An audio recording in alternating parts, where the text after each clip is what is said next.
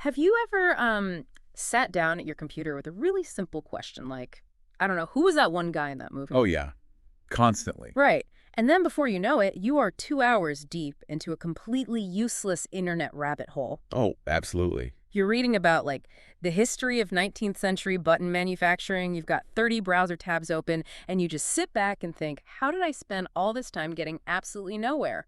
It's the worst feeling. It really is. But if it makes you feel any better, large language models actually suffer from this exact same problem when they try to act as autonomous agents. Yeah, it is a surprisingly human flaw in these, highly advanced systems. Totally. When we ask an AI to go out and solve a complex problem autonomously, like to search the web, read the results, piece things together step by step, it is just incredibly prone to getting distracted. Like it has digital ADHD or something? Basically, yeah. Okay. It latches onto useless information and wastes all of its computing power on a wild goose chase.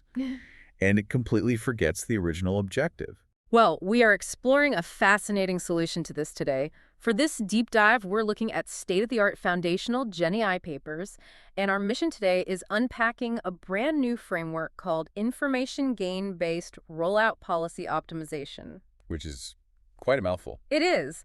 Thankfully, the researchers at Shanghai Jiaotong University who wrote this just call it IGRPO for short. And this entire paper is focused on fixing that exact AI distraction problem. And, the stakes for fixing this are actually really high. Why is that? Well, as we expect AI agents to handle more complex multi-step reasoning, so things like search-augmented question answering, where it has to actively browse the web to find facts before it can even formulate a response to you. Right, you can't just rely on its training data. Exactly. We have to teach it how to spend its computational budget wisely, because compute time is expensive and it's limited. Yeah, you can't just let it search forever. Exactly. If an AI spends all its allotted processing power exploring dead ends, it simply fails the task. I mean, we desperately need agents that know when to keep digging and when to abandon a bad lead. Okay, let's unpack this. To understand how IGRPO fixes those bad search habits, we first need to look at the baseline, right? Like, how do we currently train an AI to search the internet? So currently, these models are trained using reinforcement learning, or RL, to make a sequence of decisions. And you can visualize this search process in really two main ways. Okay. First, you have chain-based searches. Chain-based. Yeah. Yeah. This is where the AI follows one single straight path from your prompt to a final outcome. So it makes a choice, searches, reads the result, makes the next choice, and just marches straight down the line. Like walking down a single long hallway and just, crossing your fingers that the right answer is behind the door at the very end. That is a perfect way to picture it, actually. Yeah. And then the alternative is a tree-based search. Which sounds a bit more complicated. It is. This is a branching process. Yeah. So the AI tries multiple different paths simultaneously. It explores alternative continuations, branching out like a tree, just hoping one of the branches hits the right information. I mean, on the surface, the tree-based search sounds pretty smart. It's trying different things, hedging its bets. But the paper points out a massive flaw with both of these current methods, right? Yeah, a really fundamental flaw. Neither of them explicitly assesses how useful an intermediate step actually is while the search is happening. Like, they just allocate their computing power blindly. Exactly. It's like a detective with a limited budget who spends just as much time interviewing a guy who clearly knows nothing as they do interrogating the prime suspect. Yep. So why doesn't the system just recognize it's on the wrong track and stop? Well, it comes down to the way the AI is rewarded during its training phase. Without a specific mathematical mechanism to measure utility mid-search, the AI only learns from the final outcome. Okay, so it doesn't get grades along the way. Right. In standard outcome-based reinforcement learning, the AI gets a reward of 1 if it gets the final answer right, and a 0 if it gets it wrong. So it's all or nothing. Completely. Yeah. Imagine trying to train a dog to run an obstacle course, right? But you only give it a treat at the very end of the course without ever correcting it when it misses a jump in the middle. Oh, wow. Yeah, the dog wouldn't know which jump it messed up. Exactly. During the search process, the AI has no idea if a specific step was brilliant or terrible until the timer just runs out. So it is basically guessing in the dark until it hits a brick wall or finds the treasure. That is the fundamental issue here. Yeah. And because of that delayed feedback, it wastes massive amounts of computation on misleading search paths. Those bad leads we were talking about. Yeah, while severely underexploring the good ones. I mean, in a chain-based search, it might spend its entire processing budget on a path that was obviously doomed from the very first click. Yikes. And in a tree-based search, existing rules might force it to keep expanding branches that lead nowhere, just for the sake of, like, forced exploration. Right. So the AI desperately needs a detective's intuition. It needs a way to look at a clue halfway through the investigation and say, yeah, this is getting me closer to the truth. Or, no, this is a total waste of my time. Exactly. But how do you mathematically code intuition into a machine? Well, that challenge is the brilliant core of this paper. The researchers introduce a concept they call information gain. Information gain. Okay. And in this context, they have a very specific operational definition for it. Information gain is the increase in the model's likelihood of guessing the correct ground truth answer after reaching an intermediate step in the search. Okay, let me translate that just to make sure I'm wrapping my head around it. Go for it. So the system looks at the AI's internal confidence in the correct answer before it clicks a link or makes a search. Right. Then it looks at its confidence after that search step. And if the new information makes the AI mathematically more confident in the right answer, that specific step had high information gain. You've got it. It is a real-time measure of marginal improvement. Like, did this specific search result actually move the needle? That makes a lot of sense. Yeah, and when the researchers analyzed the data, they found a massive gap. Search paths that eventually answered the question correctly consistently exhibited much larger average information gain early on compared to paths that ultimately failed. Wow. So informativeness is a highly effective, immediate indicator of long-term success. So does IGRPO just mercilessly kill off any branch of the tree that doesn't score high enough on this informativeness scale? No, actually. And that is a crucial distinction in the architecture. Instead of using hard cutoffs to violently chop off a search branch, IGRPO uses a probabilistic, budget-aware tree structure. Probabilistic. So there's still some chan involved. Yes, they call it soft expansion. Soft expansion. Okay. Yeah. So at each stage of the search, the paths with larger informativeness are selected to continue searching with a higher probability. Oh, I see. It is like a lottery system where the most promising leads get the most tickets. That captures it perfectly. Low informativeness leads aren't strictly banned from the investigation. They are just sampled less often. Which means they consume a much smaller fraction of the computation budget. Exactly. But if we connect this to the bigger picture, this touches on something the researchers call an induced teacher distribution.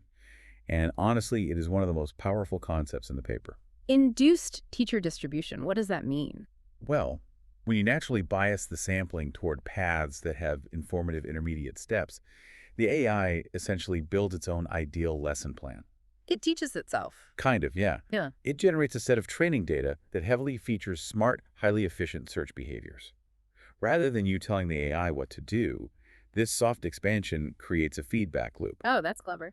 The AI figures out what a good search looks like and then teaches itself to emulate that behavior.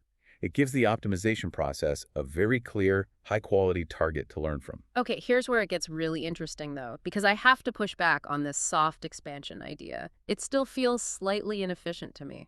Ooh, how so? Well, if we know a branch is highly informative, why use a probabilistic lottery system at all? Okay, I see where you're going. Why not just turn the dial to maximum and purely exploit the single best lead to save the most time?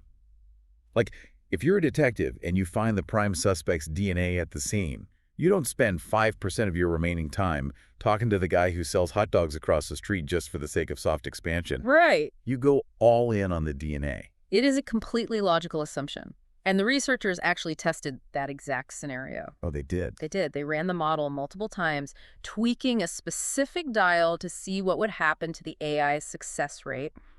They call this dial the temperature represented by the Greek letter gamma. Gamma, okay. And this temperature parameter controls how intensely the processing budget favors the nodes with large information gain. So the temperature basically controls the greediness of the search. Yes. So let's look at the extremes they tested. First, they set gamma to 0. Zero temperature. Right, which means the system is completely unbiased and ignores information gain entirely. It just randomly expands branches. Okay, so that's the control group, basically. Exactly. And under those conditions, the model scored an average of 42.2% accuracy across their benchmarks. Baseline established. Better than nothing, but, not great. Right. Then they tested your hypothesis. They cranked the temperature up to gamma equals 5. Okay, max greed. Max greed. This represents a highly greedy exploiting strategy, where the budget is intensely concentrated on whatever single lead looks best at that exact moment. Did it crush the baseline? The score dropped to 44.5%. Wait, 44.5? I mean, it was better than the random baseline, but it wasn't the top score. I totally assumed going all in would be the most efficient. Many people would. Eh. But the data proves that being too greedy actively harms the AI. Really? How? It reduces exploration too much and makes the search process incredibly brittle. Yeah, think about real-world research. Sometimes a piece of evidence looks slightly ambiguous or even irrelevant at first glance, but if you explore it one step further, it connects two disparate ideas and breaks the whole case wide open. Oh, I see. Like realizing the hot dog guy actually saw the getaway car? Exactly. If you are too greedy, you abandon those nuanced, slow-burn leads prematurely because they didn't offer immediate gratification. Wow, okay. So what was the sweet spot they found? The sweet spot was a gamma of 1.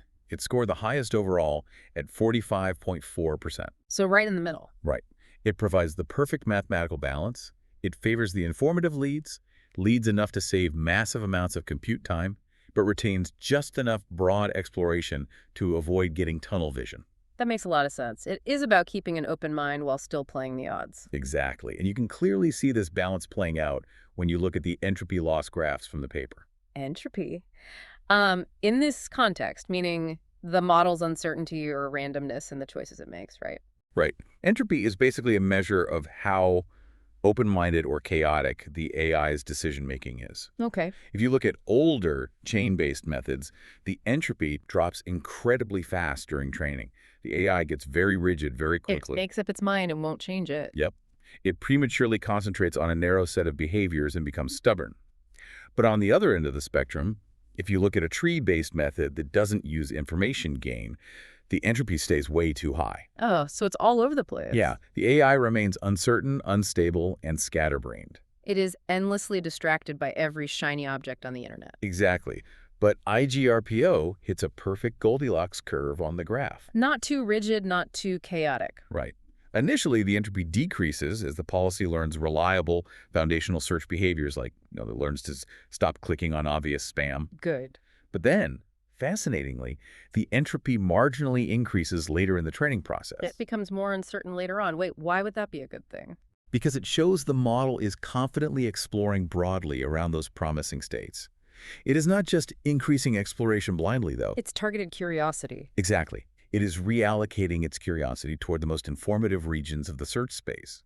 It has learned to look very closely around the clues that actually matter, rather than just locking in on the first decent answer it finds. So if the math essentially forces the AI to strike this perfect balance between curiosity and efficiency, does that actually translate into a better researcher in reality? Or does it just look good on a graph? Oh, the real-world performance is where this framework truly shines. The researchers didn't just test this on simple questions. They put it through a gauntlet of brutal trivia and reasoning data sets. Okay, I love a good gauntlet. What kind of data sets are we talking about? Well, they tested it on 7 different search benchmarks. Okay. Some were single hop, meaning the answer just needs one solid web search. But the real test was the multi-hop benchmark. A multi-hop. Yeah, data sets like Hotpot QA and one hilariously named Bamboogle. Bamboogle. That is an incredible name for a data set. But multi-hop means the AI has to connect the dots across multiple different searches, right? Like it has to learn piece A to even know what to search for to find piece B. Precisely. You have to know what you don't know before you can search for the next piece of the puzzle. That's tough. It is. And they tested this on 2 different sizes of the Quinn 2.5 language model. They used a 3 billion parameter version and a larger 7 billion parameter version. Okay, small and large. And the nuance in the results here is fascinating, because we often assume that the biggest, smartest model always sees the most benefit from a new technique, right? Naturally, yeah. But here, the smaller 3 billion parameter model saw a massive 3.1% average improvement over the absolute strongest alternative methods. Wow, 3.1 is huge in this field. It really is.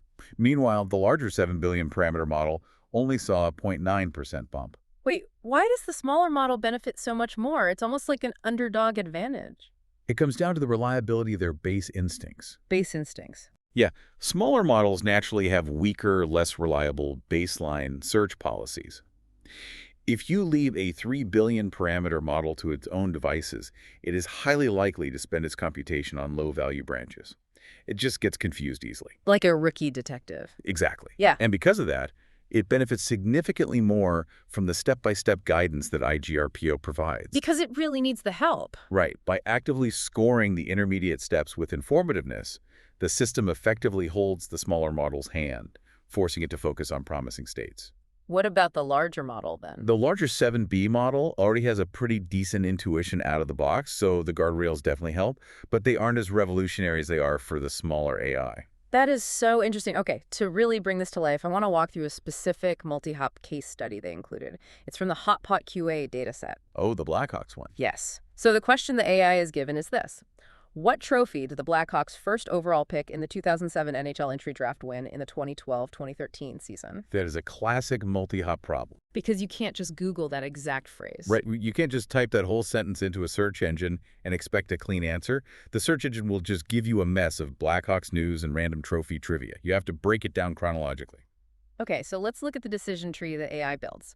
In the first layer of the search, Node 1 issues a query that says, what NHL team's first overall draft pick? Oh, that's terrible. Right. It's a highly ambiguous query. It completely fails to target the Blackhawks, and the search engine brings back useless garbage about random hockey teams. And this is where the information gain mechanic kicks in. The system looks at Node 1, sees that it completely failed to increase the model's confidence in a final answer. It might even have negative information gain, and essentially says, we aren't giving you any more budget. It just cuts off its funding. Yep. Node 1 is progressively starved of computational resources and just dies out. Brutal, but efficient. Meanwhile, Node 2 issues a much better query.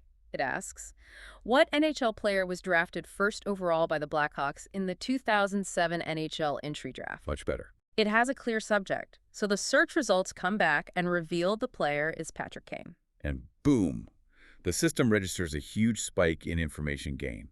It scores high, so Node 2 gets showered with the processing budget. Oh, nice. Because Node 2 receives that budget, it is allowed to expand and generate a child node, which is Node 3. The next hop. Right. Node 3 takes that new entity, Patrick Kane, and issues the verifying query. What trophy did Patrick Kane win in the 2012-2013 Stanley Cup season? And the search results confirm it was the Conn Smythe Trophy. Exactly. The AI confidently delivers the correct answer and secures the win, all because it starved the bad query and funded the good one. It is beautiful to see the logic map out so clearly like that. But I assumed that building this massive probability tree and continuously calculating the value of all these different branches would, melt the servers. You'd think so. I figured it would require way more processing power than a traditional straight-line search. That is actually one of the most counterintuitive and exciting findings of the paper. Despite being a complex tree search method, IGRPO actually results in making fewer external search engine queries when it's running in the real world compared to the baseline methods. Wait, what? It makes fewer queries? By building a bigger tree, how does that work? Because it learns to avoid the spirals. Just the spirals. Yeah, in a traditional chain-based system, the AI might get confused, issue a bad query, get bad results, get more confused, issue another bad query, and just spiral out of control. Oh, I've done that. We all have. It ends up calling the search tool over and over, trying to fix its mistake, burning through money and time. But because IGRPO's training naturally prunes those uninformative paths early on, the final trained model has learned a highly adaptive search pattern. It just knows better. Right. It gets to the right answer faster, with fewer external interactions, which makes it significantly cheaper and more efficient at runtime. So it essentially learned the value of asking a good question the first time. Precisely. Now, it will use more queries when a complex multi-hop question genuinely requires pulling together distinct pieces of evidence, but it heavily reduces redundant queries on simpler questions. It adapts its effort perfectly to the complexity of the task at hand. So what does this all mean? If we step back from the NHL trivia and the math formulas, why does IGRPO matter to anyone outside of an AI lab? That's the big question. It matters because this is the blueprint for the future of generative AI. We are moving away from chatbots that just regurgitate text they memorized a year ago, and we are moving toward autonomous agents. Right. Agents that do real work. Yes. If we want an AI to do deep research for a complex legal case, or write comprehensive financial reports, or solve intricate engineering problems while we sleep, it absolutely has to value its own compute time. Exactly. An AI that doesn't know a dead end when it sees one is basically useless for deep, meaningful work. This framework is a major leap toward agents that are not just smart, but efficient and self-aware of their own reasoning progress. And, if we look beyond the AI itself, this framework raises a truly fascinating question about ourselves. Oh, like what? Well, if we can mathematically define and optimize information gain to prevent a machine from wasting time on intellectual dead ends, could we apply a similar mathematical framework to optimize human learning? Oh, wow. Think about it. Imagine a digital curriculum or even a software tool for your own daily workflow that monitors your progress and actively redirects your attention the exact moment your personal information gain drops to zero. That would be wild. How much faster could you master a new skill or finish a project if you had a system constantly gently steering you away from your own mental rabbit holes? I would never get stuck reading about 19th century button manufacturing again. Exactly.